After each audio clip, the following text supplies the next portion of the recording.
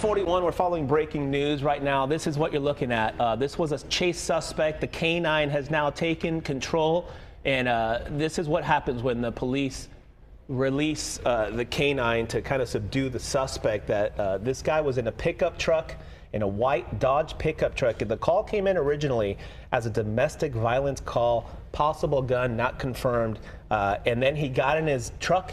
There was a chase. The CHP took over. He ran into that ditch that you saw. They released the K-9, and now they're taking him into custody. So what you're seeing in action right now, and at what point, just a couple of minutes ago, it got really interesting when he kind of pulled over, stopped, and it looked like he was just going to give himself up. The police got out of their vehicles. They approached the truck.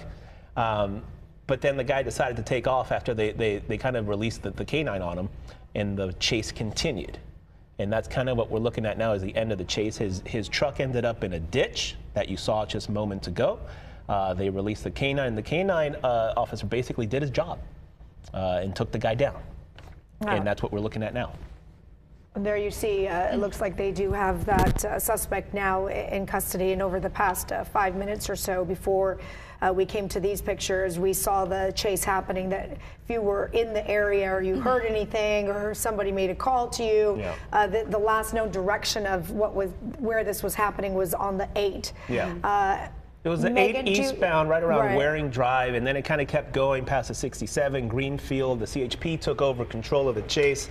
And then at some point, he lost control and fell into that ditch, right, Megan? In terms of that freeway, that stretch of freeway was empty, thankfully, from what we saw, but he did run some red lights earlier. Right, and it looks like the CHP did close down at least some of the eastbound lanes of the 8. Initially, we believe it was reported on the eastbound 8 near Waring Road in the College area, and then we got some reports that at 9 a.m., and then just shortly after, they were spotted just east of the 67 interchange. And right now, it looks like there's some traffic just outside of Flint Springs. So I believe that's probably where they are now. There's a lot of traffic on the westbound lanes, I'm sure, of people just watching everything that's going on. So hopefully no other crashes are happening on those westbound lanes as police try and take care of this. But again, the call came in right around 9 this morning, and the police were really chasing this guy for several miles into East County this morning over the last 30 minutes or so. It looks like they have some lanes, though, open, or maybe someone just blew past a barricade because the police officer kind of said, "What are you doing?" Right. But maybe they're getting some traffic through on that one lane of the 2 lanes. Yeah, but again, I mean, it could have been a lot worse. What we were seeing is that guy was weaving all over the place, going at high speeds and blowing through red lights. So, I mean, that also lends to how the police handle things like this. If the public is put at risk, if there's a danger to the public and to other drivers, they know that they got to get this guy off the road.